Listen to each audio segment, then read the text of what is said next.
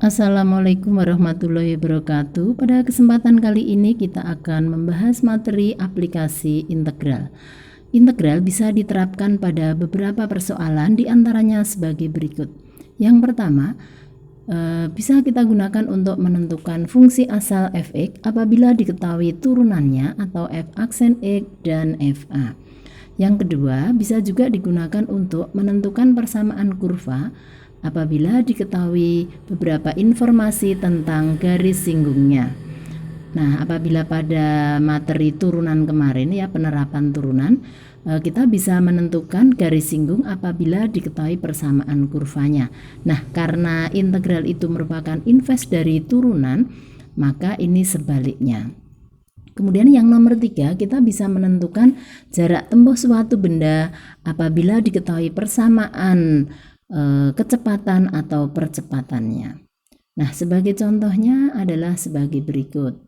Yang pertama, tentukan fungsi f(x) apabila diketahui f aksen x-nya sama dengan x kuadrat dikurangi 4 dan f1-nya sama dengan 4. Nah, ini contoh penerapan untuk yang poin pertama.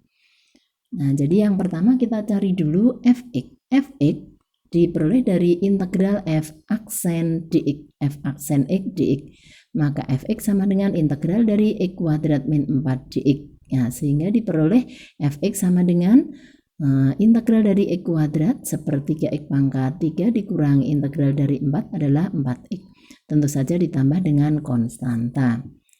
Nah, kemudian diketahui tadi f1 sama dengan 4, maka kita substitusikan ke dalam persamaan fx, sehingga diperoleh f1-nya sama dengan sepertiga kali 1 pangkat 3 dikurangi 4 kali 1 ditambah dengan konstanta. F1-nya sama dengan 4, maka ini akan sama dengan 4. Nah, sehingga dari sini diperoleh C-nya sama dengan 4, ini kita pindah ke ruas kanan, maka diperoleh C sama dengan 4 dikurangi sepertiga ditambah 4, sehingga C-nya sama dengan 72/3 atau sama dengan 23 dibagi 3. Nah, apabila C kita substitusikan ke dalam fx, maka diperoleh fungsi fx. Jadi fx sama dengan sepertiga x pangkat 3 dikurangi 4x ditambah 23/3. Itu untuk contoh yang poin pertama. Berikutnya contoh untuk yang poin kedua. Tentukan persamaan kurva jika diketahui persamaan garis singgungnya, yaitu dy per dx sama dengan 4 kali 3x kuadrat dikurangi x ditambah 1 yang melalui titik x, y. Ya, garis singgungnya melalui titik x, y. Kemudian persamaan kurvanya atau kurvanya melalui titik 1, min 1. Ya. Jadi langkah yang pertama kita cari dulu y sama dengan ini ya, dy per dx kita integralkan ya. Maka y sama dengan integral dari 4 kali 3x kuadrat dikurangi x ditambah 1 dx. Sehingga y sama dengan ya 4-nya kita bawa ke depan integral yang kita integralkan yang berada di dalam kurung ya. Maka diperoleh y sama dengan 4 kali 3/3 x pangkat 3 dikurangi setengah x pangkat 2 ditambah x ditambah dengan konstanta, sehingga diperoleh y sama dengan kita kalikan ya, diperoleh 4x pangkat 3 ya, kita buka kurungnya berarti masing-masing dikalikan 4 ya. Y sama dengan 4x pangkat 3 dikurangi 2x kuadrat ditambah 4x ditambah dengan konstanta. Nah, kemudian kurva tersebut melalui titik 1, min 1, maka kita substitusikan ke dalam persamaan y atau persamaan kurva ini, sehingga diperoleh y-nya kita ganti min 1, x-nya diganti dengan 1 ya, maka diperoleh nilai dari C ya, maka C sama dengan min 7 ya. Nah, C-nya ketemu sehingga persamaan kurvanya juga ketemu. Jadi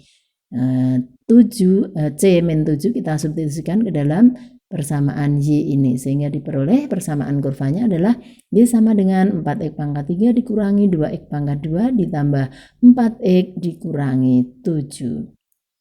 Itu untuk contoh yang nomor 2. Berikutnya untuk contoh yang poin ketiga. Suatu partikel bergerak dengan persamaan percepatan AT sama dengan 6T pangkat 2 ditambah 4T.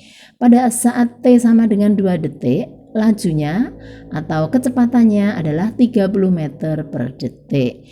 Tentukan persamaan kecepatan dan persamaan jarak tempuhnya. Nah, jadi ini kita ingat rumus bahwa VT atau kecepatan itu diperoleh dengan mengintegralkan percepatannya, ya. Kemudian untuk jarak diperoleh dengan mengintegralkan persamaan kecepatannya, ya. Nah, ini tentu kebalikan dari pada konsep turunan kemarin. Kalau pada turunan kemarin diketahui persamaan jarak, disuruh mencari persamaan kecepatan dan percepatan.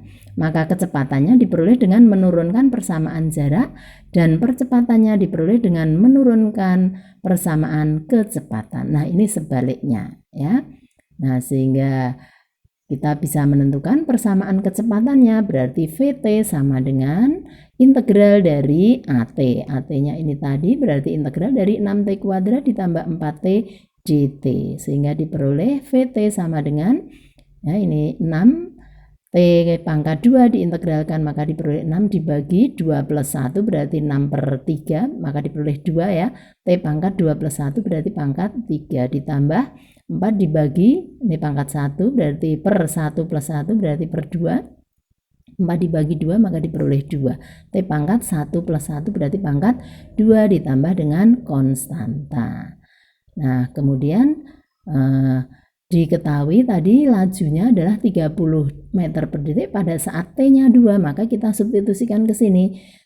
VT-nya diganti 30, T-nya diganti 2, maka diperoleh persamaan seperti ini sehingga C-nya ketemu. Jadi C sama dengan, ya ini 30 sama dengan ini kita pangkatkan 3 kalikan 2 maka diperoleh 16. Kemudian yang ini juga 2 pangkat 2 kali 2 diperoleh 8 plus C, maka C-nya sama dengan 30 dikurangi 24 sama dengan 6. Nah, C-nya ketemu, maka V-nya sama dengan, masukkan ke sini, substitusikan ke sini, dengan C diganti angka 6. Jadi V sama dengan 2T pangkat 3 ditambah 2T kuadrat ditambah 6.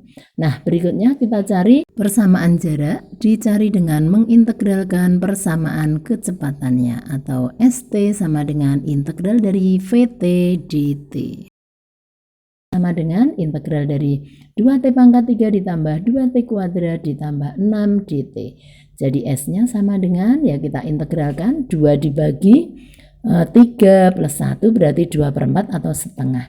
T pangkat 3 plus 1 berarti pangkat 4 ditambah 2 per 2 plus 1 berarti per 3. T pangkat 2 plus 1 berarti pangkat 3 ditambah 6T ditambah C.